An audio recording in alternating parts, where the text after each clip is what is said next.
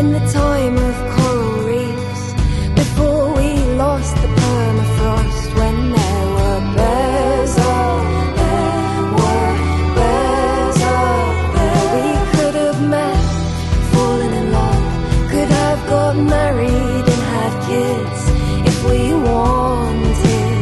It could have been simple for us too, simple for us. Do you think we would have traveled? Could we have managed a mortgage, sent our kids to local schools, and campaigned to change the rules so that we wouldn't pull the ladder up behind us like our parents did to us?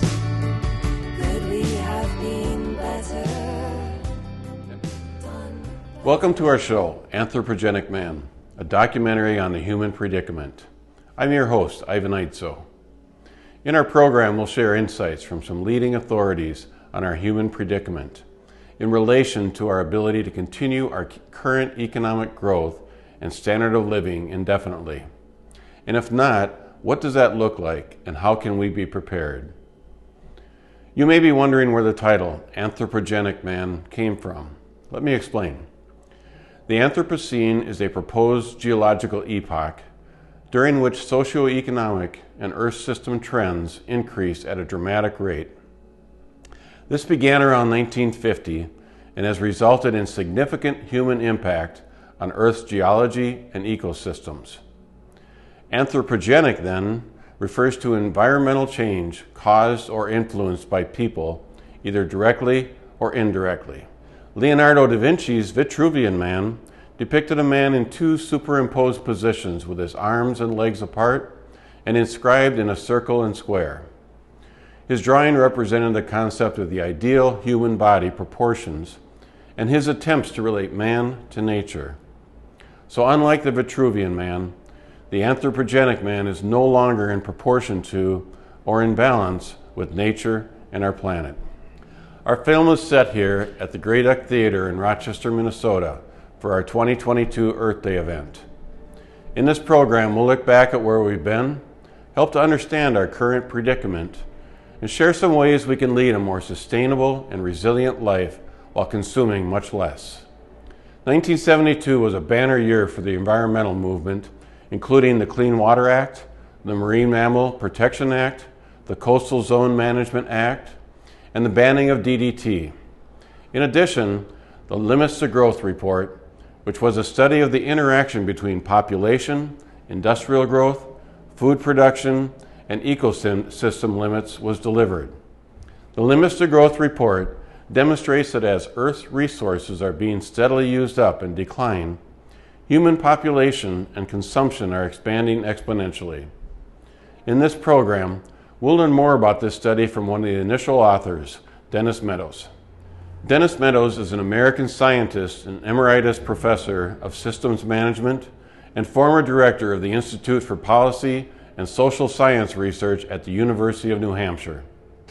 He received a BA from Carleton College, a PhD in management from MIT Sloan School of Management, and holds 4 honorary doctorates. Dennis started working at the faculty of the Massachusetts Institute of Technology in the late 1960s. From 1970 to 1972 at MIT, he was director of the Club of Rome project on the predicament of mankind. Further on, he's been a tenured professor in faculties of management, engineering, and social sciences. For many years, he was director of a graduate program based in business and engineering. He's facilitated workshops and developed innovative and complex strategic games all over the world for decades. In addition, he's lectured in over 50 countries. Good afternoon, everyone. This is Dennis Meadows speaking to you virtually. Graduated from John Marshall Senior High in 1959 and went off to Carleton College. After Carleton, I went to MIT, got my doctorate, became a professor, and then had the opportunity to undertake the project which will be the subject of our conversation today. I'm going to be giving you my brief reflections on the Limits to Growth project, which I directed at MIT over a 2-year period, and on the book, whose results are still being discussed today. I still remember the terror I had before standing up 50 years ago at the Smithsonian Institution in Washington, D.C. for the first public presentation of our results. There you see me, a much younger 50 or 29-year-old assistant professor from MIT with my team. On the far right, Bill Behrens and Jorgen Ronders, and then that distinguished gentleman is Aurelio Pache, president of the Club of Rome, our sponsor. Peeking around the podium on the left, on my left, are Dennis Meadows, my wife and collaborator and author of the book, and Bill Dietl, the president of the consulting company that published our first report. In the audience was a typical assortment of diplomats, Washington functionaries, and journalists. I thought everything I had to say to them would be totally mundane, but it's still being debated 50 years later. Our basic premise, you can't have continued physical growth on a finite planet, is still not widely accepted. We used that assumption to create a rather simple computer model. Of course, you can't read this flow diagram, but it is representing the globe with 5 sectors: population, industry, agriculture, resources, and pollution. We used those equations to generate a set of scenarios. You can't predict the future because people respond to what they hear and act in ways you can't forecast. So we developed a set of 12 scenarios showing different possible futures out to the year 2100. Some of those were quite attractive, as for example this one, showing that if we had implemented fairly drastic changes in policies in 1972, it would have permitted the global population to stabilize with industry, food, pollution, all at acceptable levels, and a relatively low demand on natural resources. Of course, we didn't make those changes globally, and so here we are 50 years later in 2022, just about to begin paying for our past policies. We did enjoy 50 years of growth as a result of those 1972 policies, but as we forecasted, they're beginning to cause problems. There have been various attempts to determine how accurate our initial forecasts were. One of them by Graham Turner at the Commonwealth Scientific Industrial Research Organization in Canberra, Australia. That's Australia's principal science center. Concluded that the data he looked at confirms our standard scenario. This one continues to represent the real-world development pretty clearly. His results were published in a magazine, Gaia, in 2012. Our computer modeling led to 3 different books. The first one, which is the cause of your coming together today, was Limits to Growth, published in 1972. Then in 1973, we collected a set of 12 different research papers that we'd written during the course of the project and published them in a book called Toward Global Equilibrium.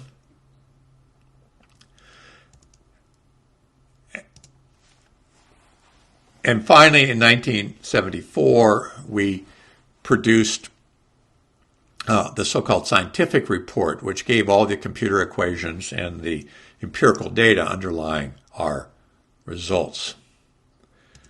The first book was quite brief, 205 pages and only 56 citations. The second one is bigger. It had many more citations, of course, for each of the different articles. And then our scientific report was massive. I've often said that I spent more time writing it than all the people in the world have ever spent together reading it. With close to 1,300 pages, you may forgive me for skipping over a few of the high points, but I will, for purposes of your conversation this afternoon, summarize very briefly our main points in 72 and then contrast them with how the world looks today. In 1972, we concluded that present growth policies for material consumption could not continue.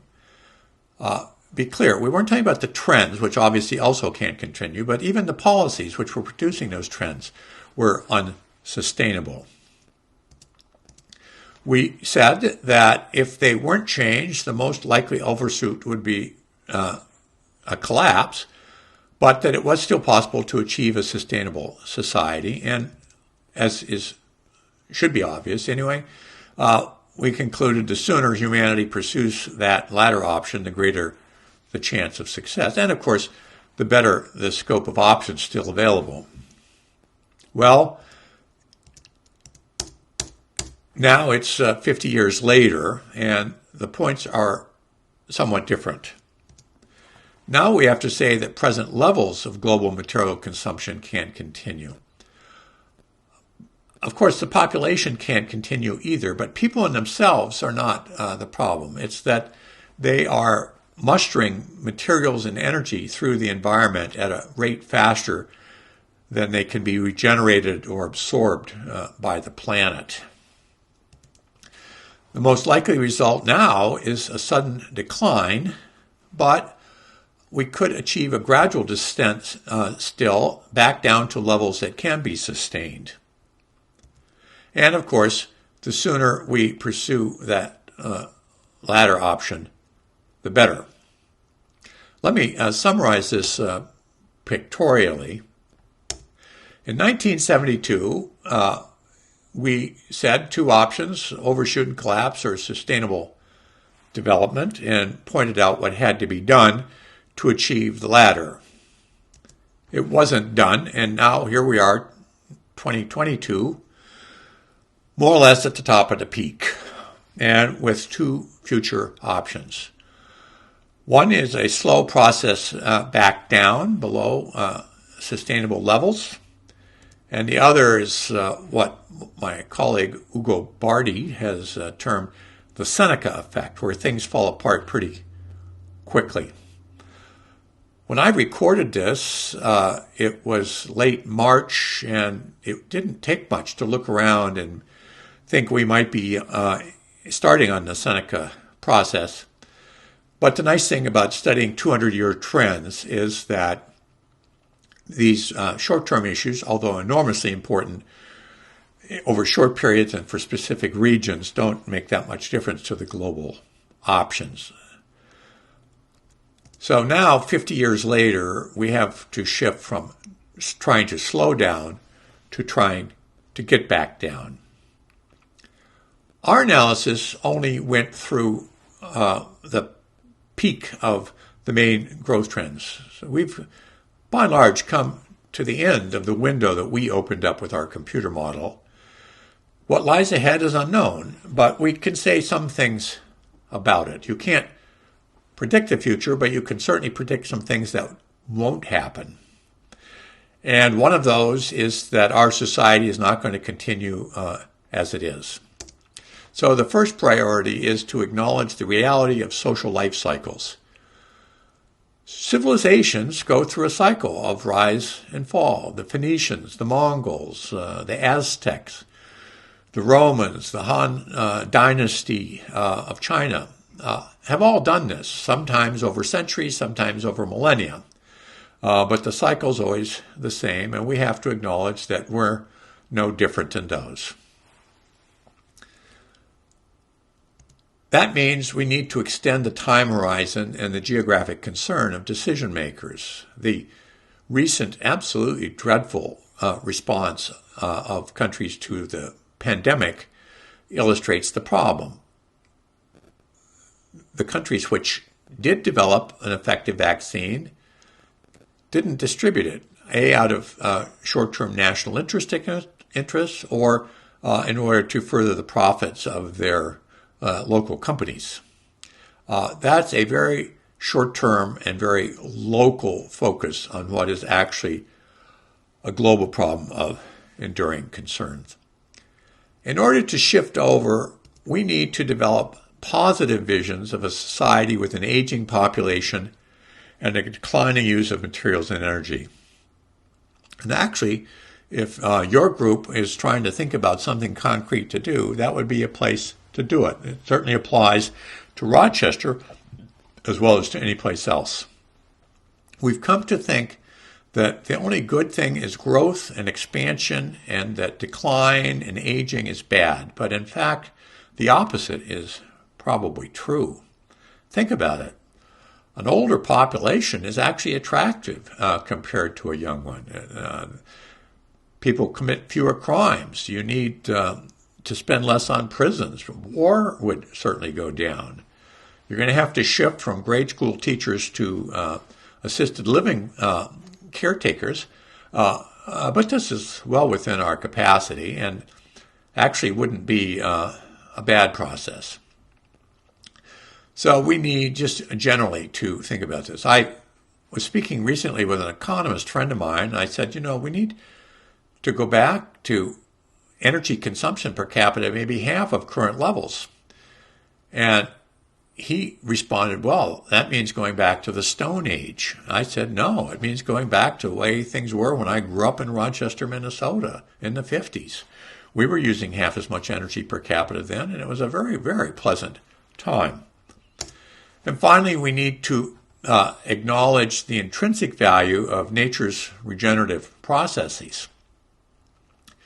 Finally, at the end of the day, some centuries from now, all we're going to have is the energy and materials which can be generated by nature and absorbed sustainably. We still have time. We still have some fossil fuels. We still have some spare resources to start making that change. And that will mean implementing and identifying measures for resilience, trying to understand how we're going to come through this period of shocks without losing sight of our basic goals. It's a big agenda, but society has maybe decades or several decades to achieve it, and I expect they will. And it's been a pleasure to be with you. Thank you, Dennis. So 50 years from that initial report that stated continuous physical growth on a finite planet is not possible, we didn't respond adequately, and that leaves us in a predicament. Our next video will explore and simplify what's happening with energy, the economy, the environment, and our society.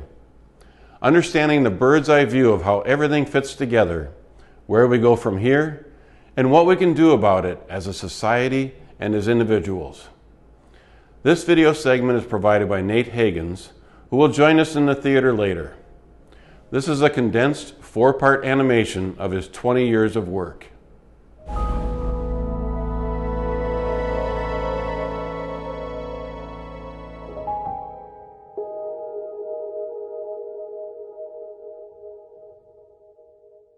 The world to come will be different from our expectations. The arc of human history informs the trajectory of our future. We need to know who we are and how we got here. The ecology, biology, and physics. To know which paths remain open to us and which lead to dead ends. 4.5 billion years ago, stardust coalesced to form a planet. 1 billion years later, simple life emerged. By 500 million years ago, a profusion of life had exploded on our blue-green planet. Fast forward to 66 million years ago, and dinosaurs were taken out by our planet's most recent mass extinction. And small shrew-like survivors continued an evolutionary line that would eventually become us. Of all our hominid ancestors, one species would ultimately remain, Homo sapiens, a creature variously curious, creative, kind, cruel, cooperative, competitive, combative, and clever. When Earth's climate warmed and stabilized around 10,000 years ago, Homo sapiens tribes who pivoted en masse to agriculture and pastoralism out-reproduced their hunter-gatherer cousins. Unbeknownst to them, and to most of us, this was a planet-changing event. Sustained by new agricultural surplus, these early humans slowly spread out around the globe, expanding trade and technology.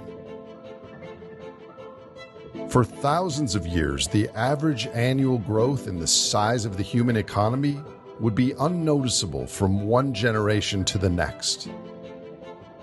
By the 16th century, however, more complex social organization and advanced navigational technology kick-started a unique period in human history. Yet even with these advances, human cultures remained powered by biomass and the muscles of humans and our draft animals, limiting growth. Until, in the early 19th century, 10,000 years after the agricultural revolution, humans discovered how to extract fossil energy and materials from under Earth's surface to boost their economies. This new discovery of geologically stored sunlight in the form of coal, oil, and gas changed everything. For the first time, human and animal labor played second fiddle to the power of these new energy sources. When combined with a machine, a gallon of gasoline could output the same work in a few minutes as a person laboring for an entire month. We increasingly replaced manual human tasks with machines at a tiny fraction of the cost. The result? Higher profits, higher wages, and cheaper goods. Sudden access to this bank account of stored carbon energy turbocharged our populations, access to goods, services, and technology, and quadrupled our economic growth rate. Yet humanity's great acceleration was still ahead. In the latter half of the 20th century, with this new power source and an upgrade from coal to higher quality liquid oil, the human economy's average growth rate doubled yet again, to now over 30 times what it had averaged during the last few thousand years. Compared to a global labor force of around 5 billion real humans, the machines and work powered by access to buried carbon energy added the equivalent power of 500 billion human workers. Access to these fossil energies and materials brought billions more humans into existence and brought billions more out of poverty, and led to the creation of new myths, institutions, and expectations. Our ancestors' lives were tightly linked to the natural flows of the earth, the sun, the rain, and the soil. But during this moonshot of growth and consumption, our fundamental tether to nature was first neglected and then forgotten. The main inputs to our economies were now mostly free. We merely had to pay for the cost of their extraction, not the cost of their creation, their true worth, nor their pollution. To our ancestors, the benefits from carbon energy would have appeared indistinguishable from magic. And instead of appreciating this giant one-time windfall, we developed stories that our newfound wealth and progress had emerged purely from human ingenuity. We had become energy blind. Energy is and always will be the currency of life. Animals were the first investors. obtaining a larger energy surplus gives an animal a competitive advantage for survival and reproduction. This role of surplus energy is a core driver of the natural world and dictates what can and can't happen. We rarely think about it or talk about it, but we're all alive during the carbon pulse, the few hundred years where humans are drawing down Earth's energy battery millions of times faster than it was trickle-charged by daily photosynthesis. Fossil hydrocarbons, at a vast scale, have enormously increased the surplus energy available to human economies. Pulses, by definition, don't last forever. High-quality ores and energy deposits are now mostly things of the past. Plenty remains, but it's of lower quality and both more costly and ecologically destructive to extract. In nature, there are countless examples where energy exists, but the effort to obtain it is so large that the meal is effectively off the menu. In our lifetimes, society will have to redirect increasing amounts of our energy surplus towards obtaining the surplus itself, leaving less affordable energy to support many of our current economic activities. One day, the energy it will cost to extract energy will be so large it won't make sense to do so, even though resources remain. Energy depletion will act as a growing tax on human societies. In this unprecedented era of large surplus, we have excelled at combining energy and materials into technology and inventions that improve the human experience. New technology can allow us to use resources more efficiently, or it can transform natural flows into energy. But mostly, technology just creates new ways for humans to consume and builds higher future requirements for energy and materials. Things that are more complex require more energy. When we add nodes to a supply chain, each connection requires energy to maintain. The complexity of our globally interconnected system currently requires the equivalent of 170 billion light bulbs constantly turned on, burning brightly, powered by the carbon pulse. Even rebuildable technology that harnesses the sun and the wind grows our total consumption and has not yet reduced the use of carbon energy globally. Most people believe that money is real wealth, yet everything we spend money on requires energy to mine, create, deliver, run, maintain, and dispose of. In this way, money is ultimately a direct claim on energy and resources. Our economic stories assert that with more money, we can create more of anything. The truth is, we cannot create energy. We both extract it and burn it faster by using technology and printing money. Natural capital, particularly energy, is the true foundation of our monetary systems. As we create more money, we don't create more resources, we merely access them faster. The highest sustained growth rate of human economies ever before, and likely ever again, peaked 50 years ago, when oil production growth was at its highest. But rather than living within our means, we found creative ways to extend growth for a while longer. We created complex supply chains, outsourcing the heavy lifting to countries with cheaper labor. We turned to debt in a large way to maintain high levels of consumption, a behavior that accelerated in 2008 and has gone into overdrive since 2020.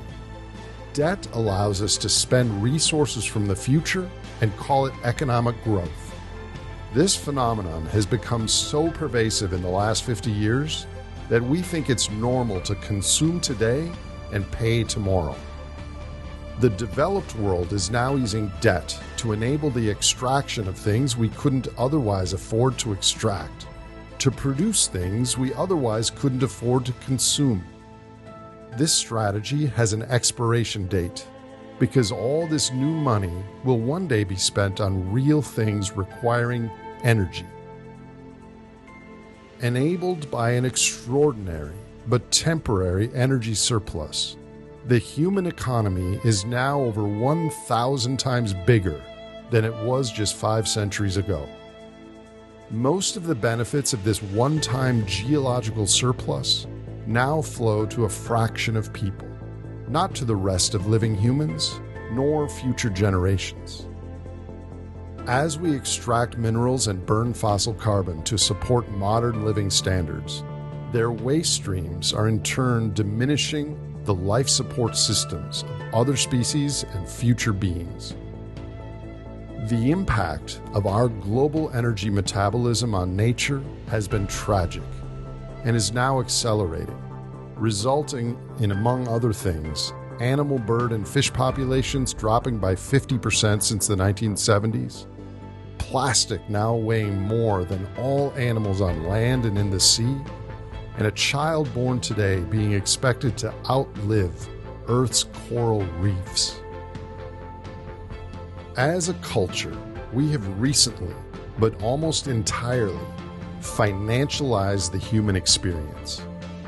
Not only have we parsed the rich fabric of human life into a single monetary marker, but in doing so, we've used the wrong prices. The price of money is wrong because we grow it with a keystroke with no tether to finite natural capital.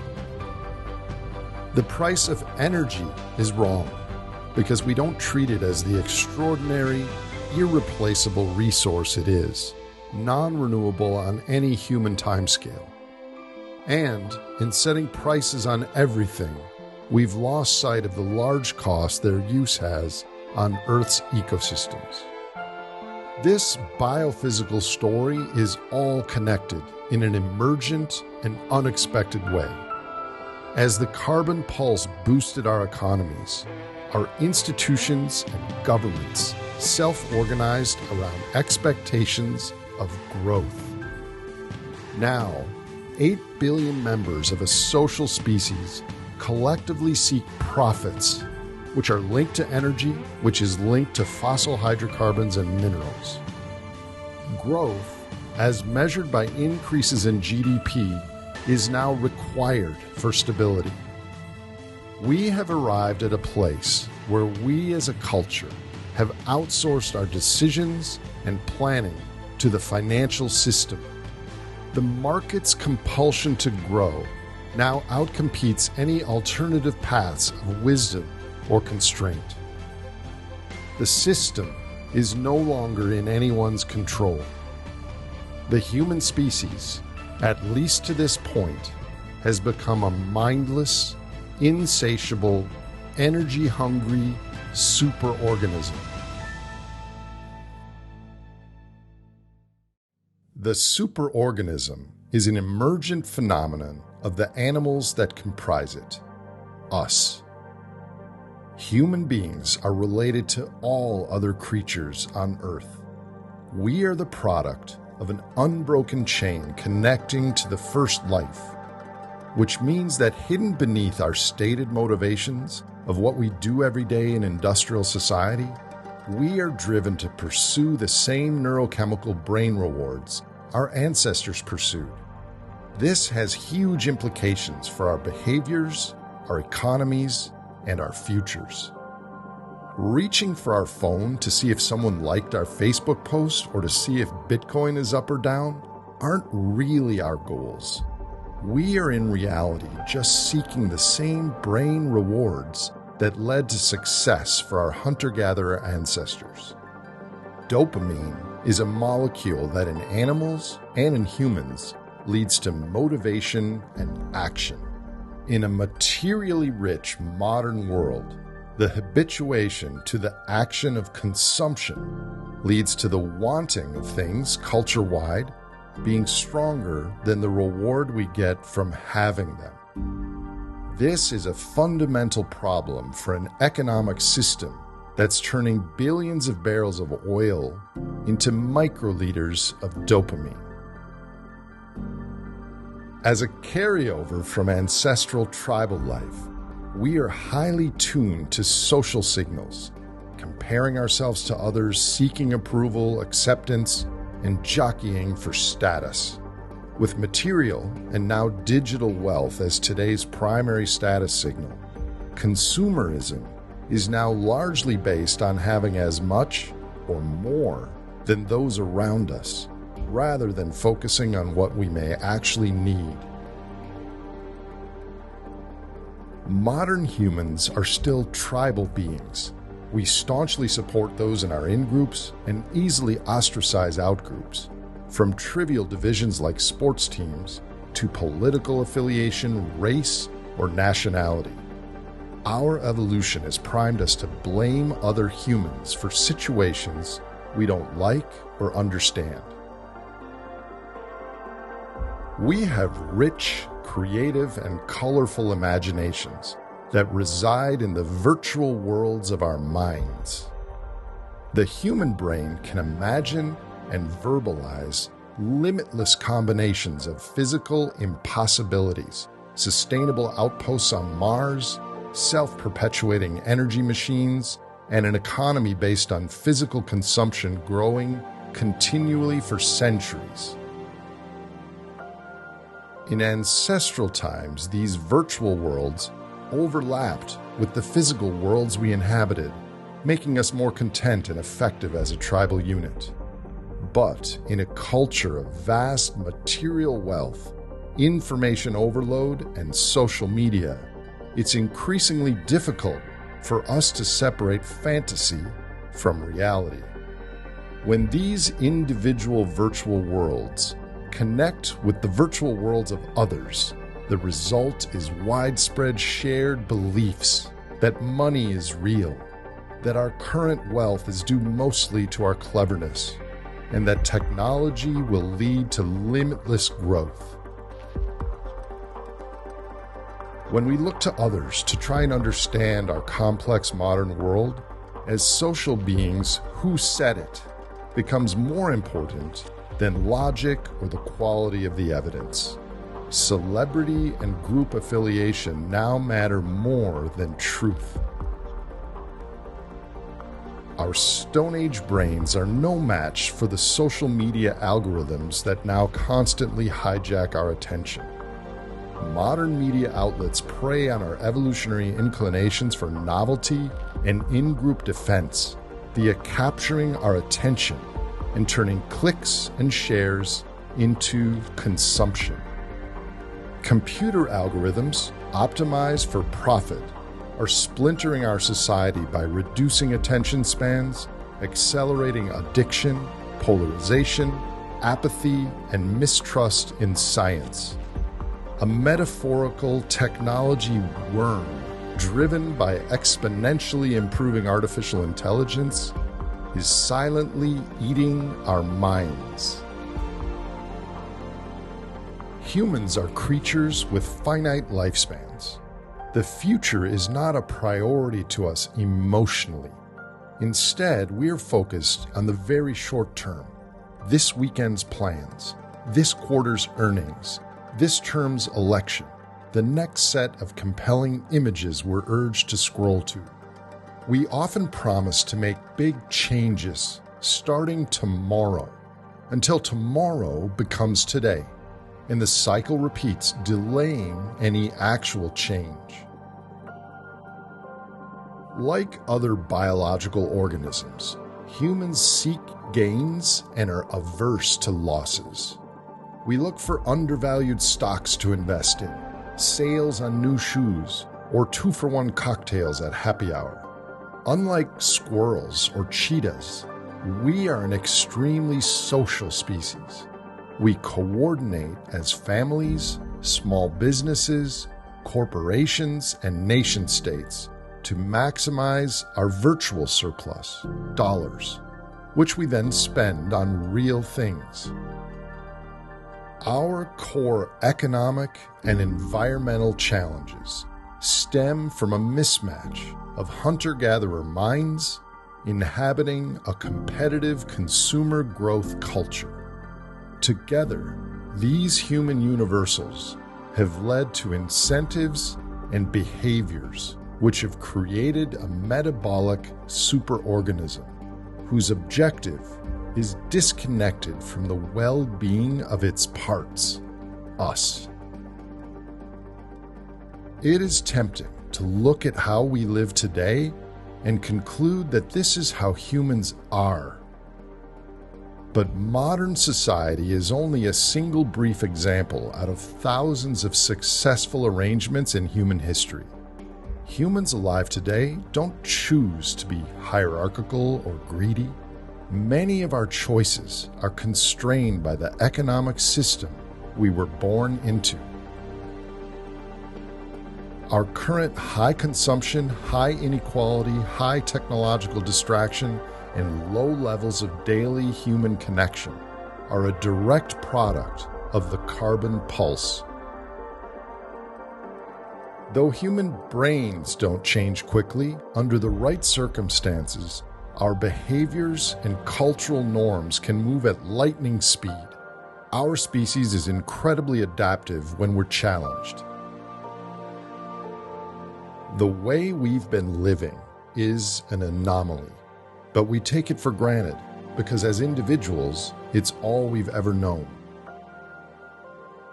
Going forward, a lifestyle adapted to lower energy use will reconnect our virtual and physical worlds.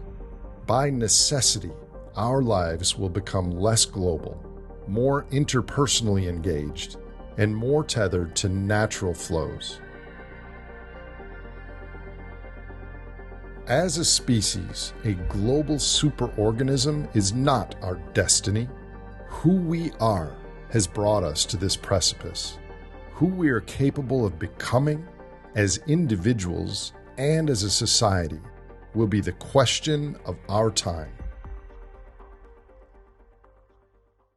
We are alive at a time of wonder, peril, and possibility. Ahead are a million unknown destinations, some dark and foreboding, and some welcoming and beautiful. Many of us sense that something is different, something is coming, but we lack a shared understanding of the path that brought us here and of the terrain ahead. Which future we expect depends upon which lens we use to see the road. Modern society is polarized, stressed, and overwhelmed with information, good and bad. As a result, common points of view, our lenses, focus on the road just in front of us. For the view to the future, we defer to culturally accepted guides who are confident they know the way forward. Through the lens of an economist, for example, we see a glorious road leading to growth that never stops. Any scarcity of energy or material inputs will be solved by price signals, creating incentives which increase our productivity and growth. The economic lens shows us that human ingenuity and the market will solve everything. A financial lens translates stock markets at all-time highs as a sign of society's health, portending a rich and virtuous future. With enough financial capital, we'll be able to build roads to anywhere. A technology lens promises a shiny road of comfort, novelty, and prosperity, enabled by future inventions. Innovation, artificial intelligence, and a vibrant metaverse will sidestep any energy or resource constraints. We envision future humans breaking free from the confines of Earth and enjoying high-tech lifestyles where the biggest problem is runaway robots. These lenses are all optimistic but misguided. All these lenses are energy blind. The real paths ahead can only be seen by integrating energy awareness with biology, sociology, physics, and everything science has discovered. We need a systems lens to read the map. A systems lens reveals the holistic story that explains humanity's path. In pursuit of the same emotional experiences of our ancient ancestors, we transform materials and energy into technologies that make our lives more comfortable and fun. We keep score of our progress using money, which has become a psychological stand-in for all the things our ancestors valued. The massive scale of humanity's consumption is evidenced by the excess CO2 being absorbed by Earth's oceans and atmosphere. The emergent result is a metabolic superorganism with oil as its hemoglobin transporting goods through the arteries and veins of a global supply network. Like a shark needing to swim to get oxygen flowing through its gills, our current economic system has an imperative to grow in order to satisfy prior financial commitments. We can't stop, nor can we slow down, or the system will crash. A systems lens reveals that the road ahead is closed to our current cultural expectations, yet we continue to bear down on the accelerator. Wearing systems lenses removes the blind spots created by any single issue lens. Global economic growth will never meaningfully decouple from energy consumption. It cannot, because the world's GDP, by definition, has always been a proxy for how much energy we burn. If we were to grow the global economy at 3% a year, as most governments and institutions expect, we would use as much energy and materials in the next 30 years as we have in the past 10,000. Stock markets are poor guideposts for prosperity when inflated by government and central bank support. All the cash, stocks, bonds, and pension funds in the world will need energy and materials to be cashed out and turned into real wealth. Creativity and innovation will be central to human futures. But modern technology requires huge amounts of energy to build and to operate. As long as GDP is our goal, efficiency gains from new technology will serve the superorganism. Transitioning from fossil hydrocarbon to rebuildable energy won't change this dynamic. Ultimately, in addition to using different energy, we'll need to use energy differently. Seeing our future through a systems lens changes everything. We have spent the last century harnessing enormous amounts of fossil energy to build a world of complexity like nothing seen before. In the coming century, humanity will experience a great simplification. There will always be energy on Earth as long as the sun burns. But the amount of surplus energy available to human societies will soon be diminishing. As the extraction of geologically stored energy becomes more difficult, everything we're used to in society will become more costly or less available. We are not planning for this because it's never happened before. The onset of the Great Simplification will be financial and economic turbulence, followed by contraction. When we can no longer grow fast enough to maintain all the increased financial claims, economies will recede to a scale that can again be supported by physical flows without credit. Complex global supply chains, the related high-consumption lifestyles, and many of the conveniences and freedoms we take for granted in this era of abundant energy surplus will diminish. The ensuing simplification will be among the most significant events ever experienced by our species. Those who look through a systems lens can serve as early visionaries of a simpler life, with new ways of relating to technology, to consumption, to each other, and to Earth's ecosystems. There are many pathways wending through a great simplification. Some are wise, humane, and even preferable to what we have now. Some are so dark as to be nearly unthinkable.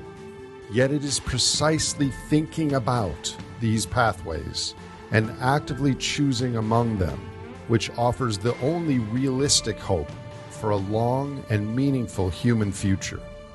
Nature has gifted us with a productive and beautiful home, the ability to understand how we got here, and the creativity to imagine which paths are possible. The future need not be dystopian, but cleverness alone will no longer suffice for the next leg of our journey. We will need imagination, foresight, empathy, and above all, wisdom to navigate the path to the future that is arriving. The Great Simplification.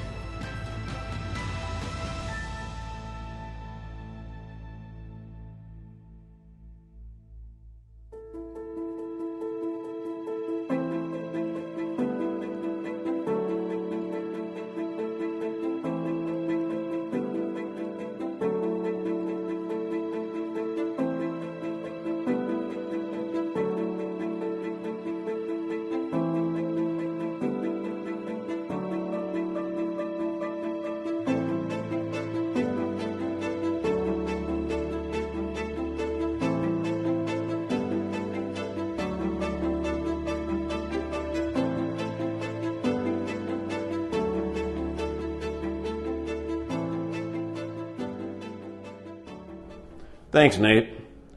By now I hope you can see that we truly are in a predicament, and that change is coming whether we choose it or not. That we will determine our own fate based on the pathways we choose.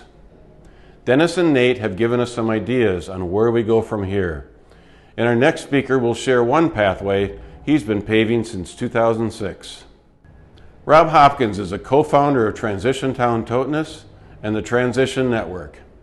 He's the author of the Transition Handbook, the Transition Companion, The Power of Just Doing Stuff, 21 Stories of Transition, and most recently, From What Is to What If, Unleashing the Power of Imagination to Create the Future We Want.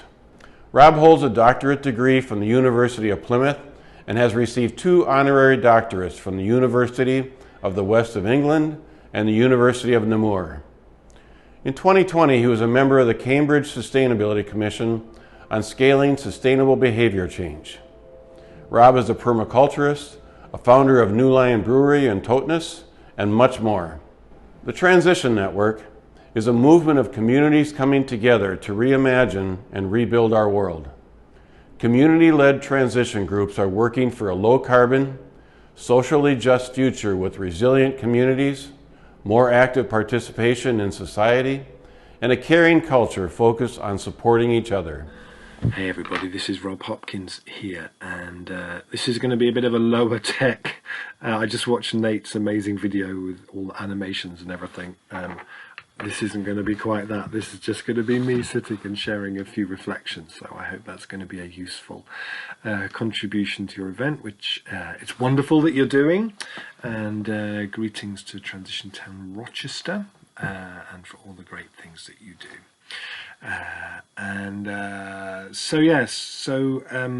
So I loved Nate's presentation. Really summed things up really beautifully, and so I guess what I want to bring is a little bit about the transition movement, and then also a little bit about some of the work I've been doing more recently on imagination, which I noticed was one of the 4 things that Nate mentioned at the end that we need to cultivate. So the transition movement started in 2006 when we were deeply concerned about the climate emergency and about energy issues and energy availability and about economic precariousness and things like that. And our approach at the time was to say, if we act as individuals, it'll be too little. If we wait for the government, it'll be too late. But if we act together with the people around us at a community scale, it might just be enough, and it might just be in time. So we started initially here in my town of Totnes, really as an experiment, just to see whether we could get something moving here in this town. And very quickly it spread and it spread and it spread, and you can now find transition groups in about 50 countries around the world. think about 26 countries have what we call a national hub, like a national organization supporting the transition movement in that place. And endless stories of extraordinary projects that communities do, which range across a whole spectrum, from really small things like starting a food garden in their street, planting some fruit trees, nut trees in public places, starting a repair cafe, through to more ambitious things like communities becoming their own housing developer, doing straw bale co-housing projects, one town in France, for example, through to really, really ambitious things like in the city of Bath and West Community Energy, a community-owned renewable energy company, has raised about 15 million euros of investment from local people in order to install renewable energy across the city. And in the city of Liège in Belgium, they started an extraordinary project called the Liège Food Belt, Ceinture Alimentaire Liégeoise, which is reimagining the food system for that city. And in the last few years, they've created 27 new cooperatives. They've raised 5 million euros of investment from local people investing into those cooperatives. It's now recognized by the mayor and the city government as being the model which they are now using to reimagine the food system for the city, and how the hospitals, the schools, the universities procure their food. I met the mayor of Liège. He said, we used to say we wanted to be a smart city, now we want to be a transition city. This is the future of this place. So it's a model which is really based on an economic idea of saying we need to make sure that we decarbonize this economy, and that we make sure that any money and resources circulate as many times as possible before they leave, in the same way that water circulates in a forest ecosystem. And it's something that here in my town I've been part of since the beginning, and has led to many fantastic new projects happening here.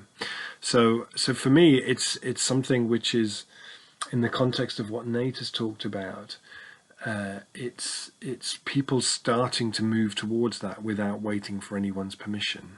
You know, when we started transition, we were very inspired by a thing called contraction and convergence, which was a model created by Aubrey Mayer, which said the global north is up here and it needs to come down to here, and in the majority world, many people are here and they need to come to meet at that sort of sustainable place. And we felt, well, actually the big work of our time is, how do we get the global north from here down to here? How do we design a kind of an intentional detox for the affluent West to get us to come down here? And my thinking has always been that actually this place up here, you know, we're standing on top of this mountain with more underneath our feet is more plastic, more debt, more inequality, more anxiety, more plastic than we've ever stood on top of before, more carbon. And the guides who are at our side are saying, we need to get down off here really quickly. You can see the storm clouds that are coming. We need to get down here. And if the move away from this place always feels like we're being dragged away from something irreplaceable, like a child at the end of a birthday party where they've had far too much cake and sweets and don't want to go home, then it's not going to happen. And I wonder whether a better thing, what we try and do in the transition movement, is rather to tell the stories about the lower slopes of this mountain, the valleys down here, and the warm welcome that waits for us there, the warm firesides, the delicious food and wine, the comfortable mattresses, the dry socks that wait for us when we manage to navigate our way down the mountain. And the transition movement for me was always designed to be like the guide who puts their arms around you and says, come on, I'll show you the way down. It's really not that hard.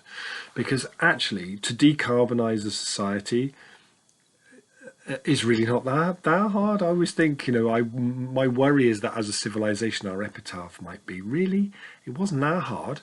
What, you couldn't figure out a way of designing a society, a simpler society, where people lived flourishing lives in cleaner air, better food, stronger communities that used a fraction of the fossil fuels we used in 2022? Really? Was it that hard? Like, what a pathetic way for a civilization to go just because it was unable to imagine anything better. So the transition movement is something which is very active in many places, and I love to see how it kind of evolves and spreads and adapts and where it goes. So there are now places where I go to Belgium and France a lot, and there are lots of places there where the municipality is really leading transition and really excited by transition. I was in Liège. No, I wasn't. I was in Marseille recently in the south of France, big city in the south of France. I met the mayor and his team, and they are planning to do something like they're doing in Liège. They're buying land all around the city of Liège to start growing food to supply the city's schools. You know, this is something which is really ambitious and really at scale, and with the full support of that institution, it's a really quite extraordinary thing to see. So I find more and more doors are opening to these ideas. I get invited to speak to chambers of commerce. I get to speak to organizations of CEOs who are all realizing that actually this is no longer a time for a sustainability strategy. This is the time for how do we completely reimagine this organization in the light of the climate emergency strategy is absolutely what we need. And what has underpinned a lot of my work over the last couple of years has been imagination, and this realization that we are in a time of imaginative poverty at the very time in history when we profoundly need to reimagine absolutely everything. Our collective imagination, which should be a muscle like this, has become a muscle like this through a combination of a sort of perfect storm of factors that are profoundly damaging to our ability to live imaginative lives. Mariame Kaba, the amazing prison abolitionist, says, we live in a system that has been locked into a false sense of inevitability. You know, we're stuck in this idea. Margaret Thatcher said there's no alternative. George Bush said the American way of life is non-negotiable. And those words said 40 years ago are still deep in our kind of collective psyche and block so much change from happening. So one of the things that I've been working on recently with a friend of mine, Rob Shorter, has been something we call the Imagination Sundial. The Imagination Sundial is something you can find if you go to my blog, robhopkins.net, and search for Sundial. You can find a much more detailed article about it, but it's a model which we designed to try and answer that question. How do you rebuild the collective imagination? I'm just starting to do research about the idea of building an imagination infrastructure. How do you do that? So I think there are 4 things that we need to focus on, and that this might hopefully be useful for the work you're doing and could feed into that. So the first thing is the imagination needs space. We all know in our own lives the imagination needs space, and without space we live in a time where that space is devoured by busyness, by the highly addictive devices we carry around in our pocket. We have much less space for imagining than we might have done 20, 30 years ago. So creating that space in our organizations, in our movements, in our society. Big organizations are not going to reimagine themselves unless they create space intentionally carved out, ring-fenced, protected, well-facilitated time for reimagining themselves. It's just not going to happen. So we have to create space. And something like a universal basic income, strategies like this are a key part of a national imagination strategy.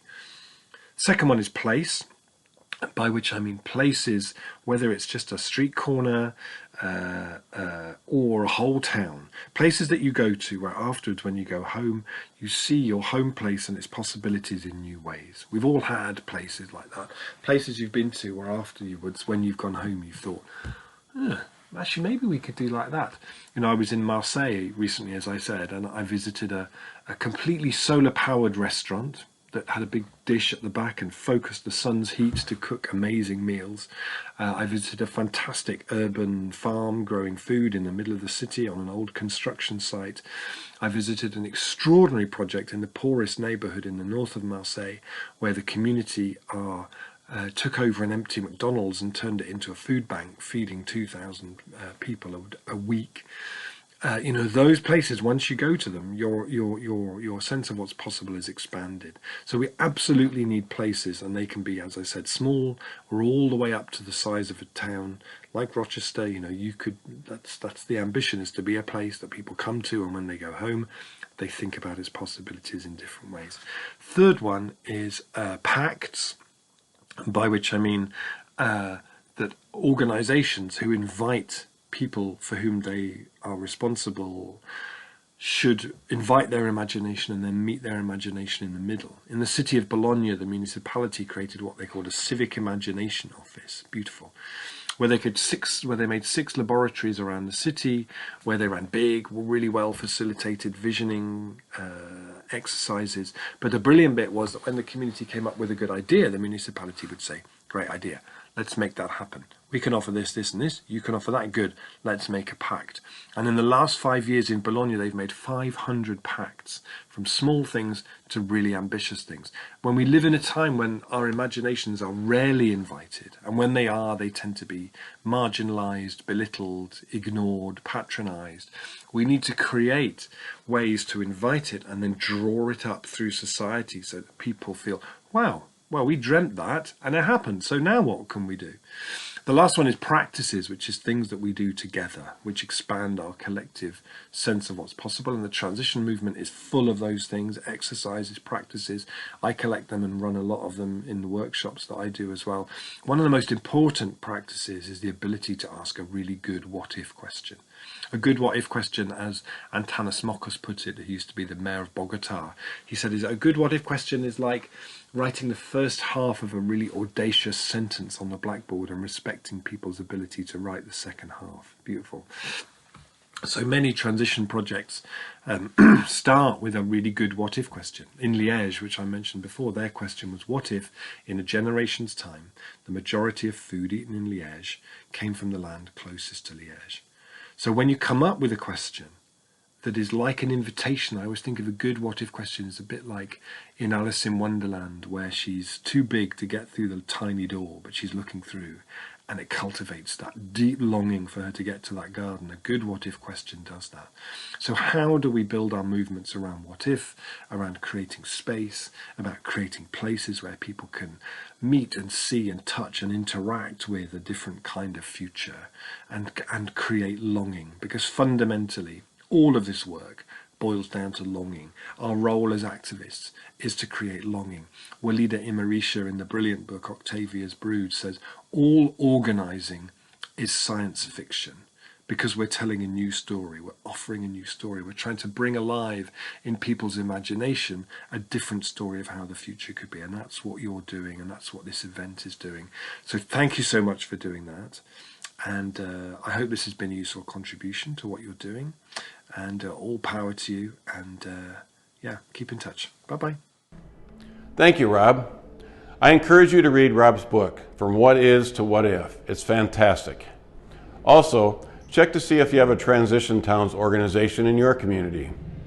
A few minutes ago, you saw Nate Hagens' work, and now he'll join us to pull this all together and then answer some questions from the audience. Nate is the director of the Institute for the Study of Energy and Our Future, ISEOF, an organization focused on educating and preparing society for the coming cultural transition.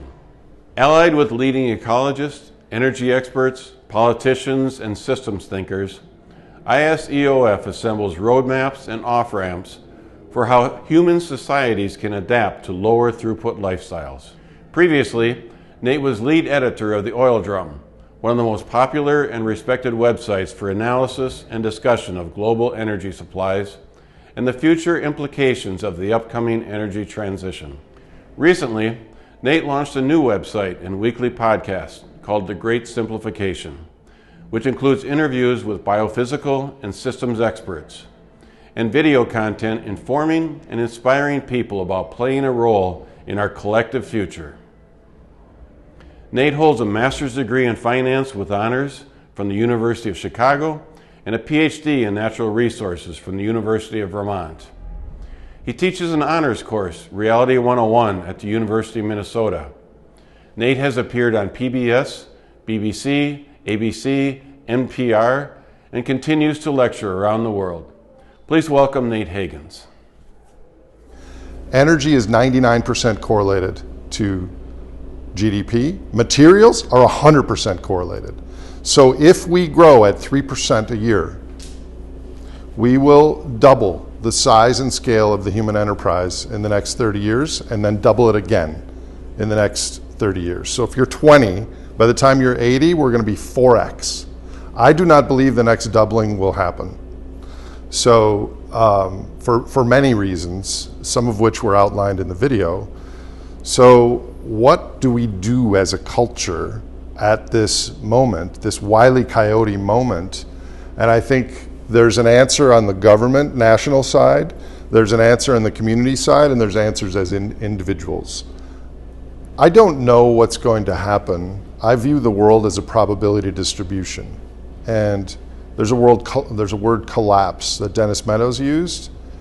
Anyone that's paying attention that thinks there's no chance of a collapse hasn't read enough. There absolutely is a chance that this society collapses. But it's not binary, right? My own research says there's maybe a 10 or 15% chance of collapse in the coming decades. But that means there's an 85 to 90% chance there isn't a collapse. I've termed it a great simplification, that our financial claims will no longer be able to match up with declining energy supplies, so we're going to recalibrate. Many, many possible futures. The United States produces around 12 million barrels of oil a day, and we consume around 20 million barrels of oil a day. So we still import net a lot. Over 50% of our oil now is from the tight oil formations, also called the shale oil. This is the source rock. This is where all the other oil that we've pulled out of the ground for the last 100 years originated. There is nothing left after the shale deposits. If we stopped drilling for ESG concerns, or more, that's probably only about 20% of the reason today, or because there's no appetite to invest in oil, or the Wall Street banks won't lend to the oil companies. For whatever reason, if the United States were to stop drilling today, our oil production would decline 40% in the first year, another 40% the year after, another 40% the year after. It's called depletion. We're offsetting these shale wells deplete at 80 to 90% in the first 18 months. So what we're doing is we're running faster and faster by drilling more and more in order to maintain production. And so it's like drinking a milkshake. You have milkshake in your mouth, and then you've got a wider straw, and so you have more milkshake in your mouth and you're happy, but you're that much closer to the slurping sound. And you don't hear the slurping sound until it's upon you, and that's going to be what happens in the next 10 or 20 years. We have plenty of oil left in this country. Relative to Europe, we're in a good situation. We produce 85% of our own energy, and they're under half of their own. And this is why the stochastic intermittent solar and wind in Germany is a real problem right now. That stuff works, as does nuclear, if it's paired with natural gas. Because natural gas, you can flick a switch at any time and meet shortfalls in demand. And if you don't have a lot of demand, you can turn it off. You can't do that with the other things. So Germany, especially, is in a much bigger crisis than the United States because of this situation. Now, a lot of natural gas in the US now, we just yesterday went up to a new record at this time of the year for natural gas prices. Why? Because we're now shipping LNG to Europe because of the Russia situation. A lot of natural gas in the US is produced as a byproduct of shale oil drilling. They drill for oil and then they find some gas. So I think we have a lot more gas left in the world than oil. But oil, I suspect, globally peaked in fourth quarter 2018. And then COVID, and it went down, and now it's coming up again, but I doubt that we will ever get back to 2018. Does that mean a disaster? No. We have 100 million barrels a day of oil. So if we go down to 70 million barrels a day, this gets back to Rob's comment, we're lacking imagination. If we dropped our consumption in half, we would still be one of the richest generations of humans ever in the history of the planet. It's the fear of well, it's actually a psychological phenomenon called loss aversion. That if you start with $10,000 and you get a windfall and go to 11,000 and they measure your brain waves, and then they take 1,000 away and you're back to 10,000, that loss feels worse than the gain felt good. We do not like to lose. And so that's why this fear of like this ratchet effect of renting a Hertz rental car, don't back up or the tires will pop. We have this aversion to less, which is why I rarely say less when I'm talking about the future, because I think we have to market different, because less doesn't sell.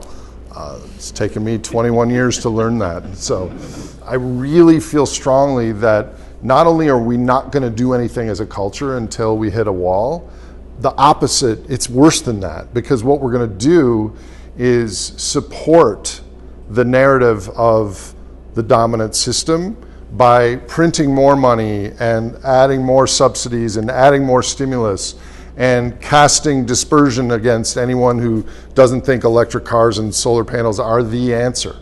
We are faced with a problem that for the first time in our species history cannot be solved with technology. This is a cultural human brain problem. We are a can-kicking species. Thomas Malthus didn't know about fossil fuels.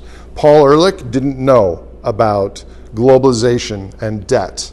And now the next can to kick is one in our minds, because there is no more, even if we have new technology and algorithms in the metaverse and Web3 and all this stuff, it neglects the biophysical material requirements for that. Yes, it will add some efficiencies, but we're still going to bring in carbon and non-carbon resources from the periphery. But how many of us just resonate with nature? We don't have Apple and Exxon wallpaper on little kids' walls. It's like giraffes and elephants and stuff. So it's in us. We recognize this stuff. We just have been kind of complacent during this era of plenty.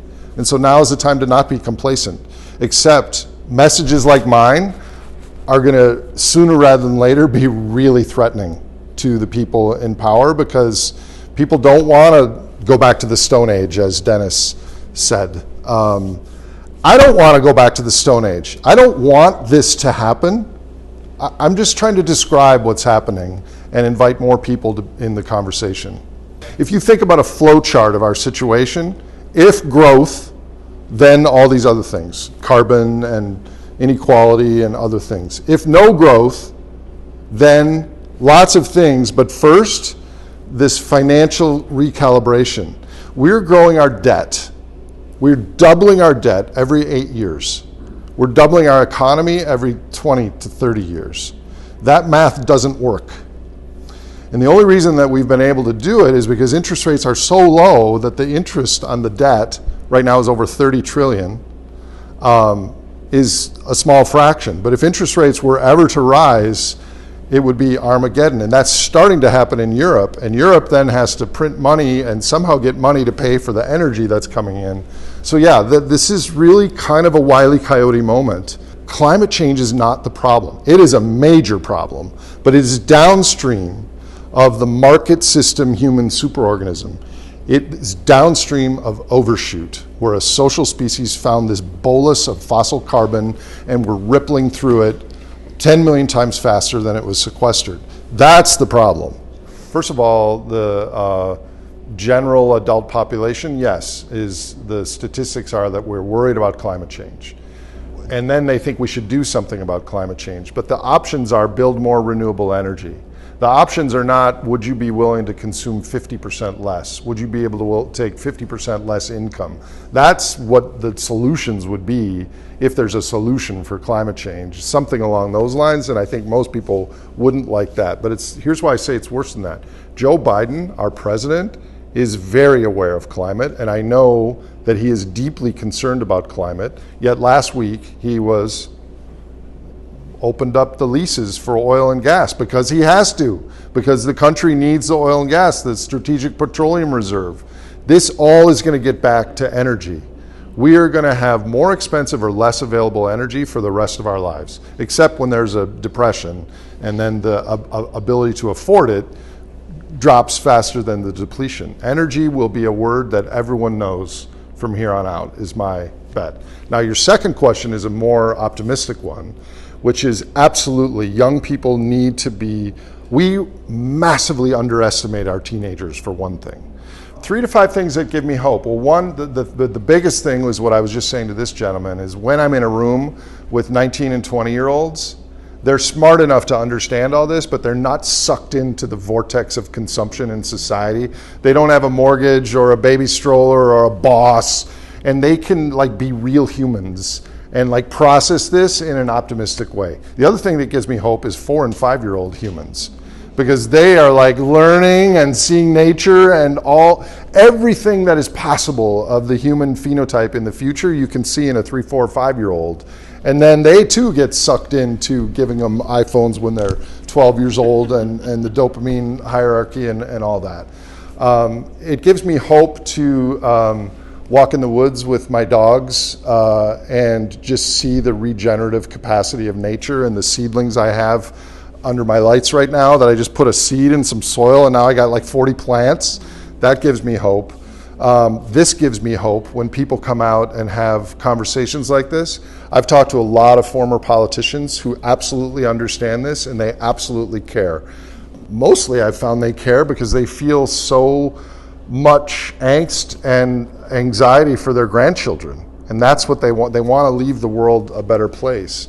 So I think things will be worse than most people expect, but better than a lot of us fear, is my sense. And I just hope for some emergence and in a positive way. We have to remember that we use 100 times the energy that our bodies need in this country. Now, granted, a decent portion of that goes to the military, but that aside, we need 3,000 calories a day, and we waste a third of that in the garbage.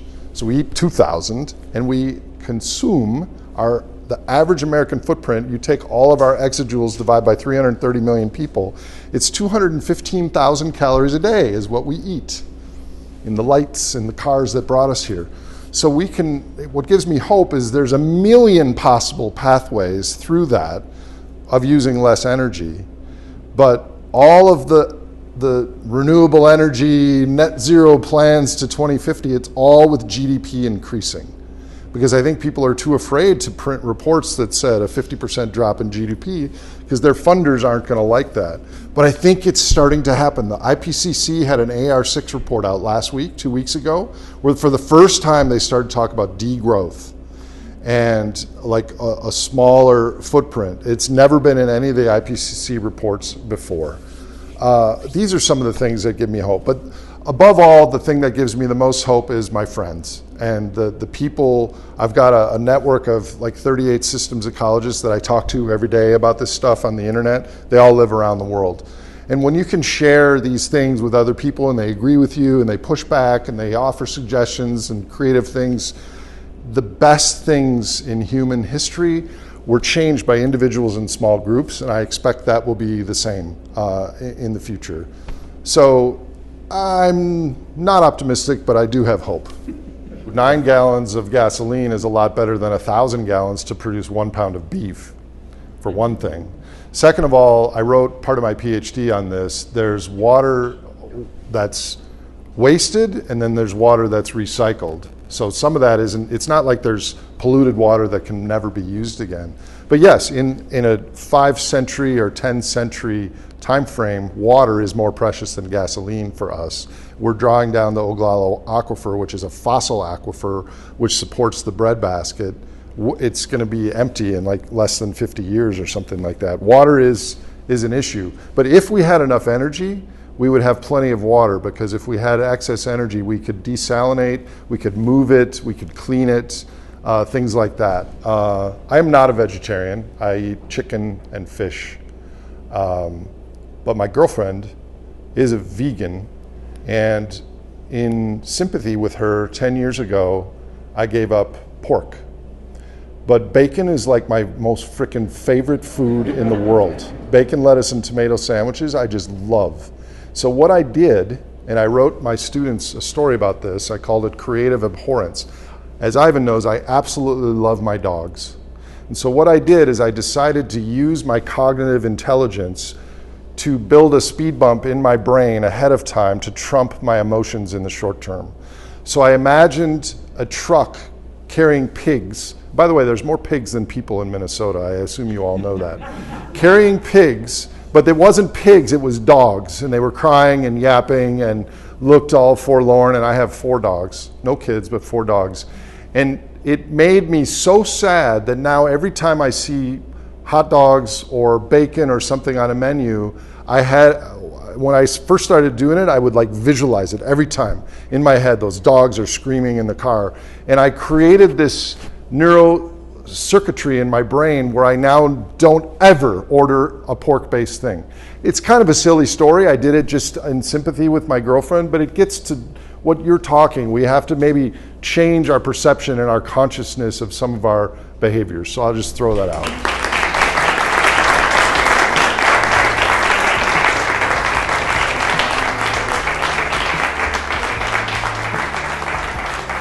Thank you for joining us, and I hope this has provided you with some clarity on our current predicament and given you some ideas on how to successfully navigate the coming transition. It's not too late to create a fulfilling, sustainable, and resilient world, but first we have to acknowledge that we need to live within the limits of our planet. And while clean energy technologies are part of the solution, they can't fully replace fossil fuels without exceeding these limits. So ultimately, we need to significantly reduce our consumption. Happy Earth Day, and I wish you all the best in your journey ahead.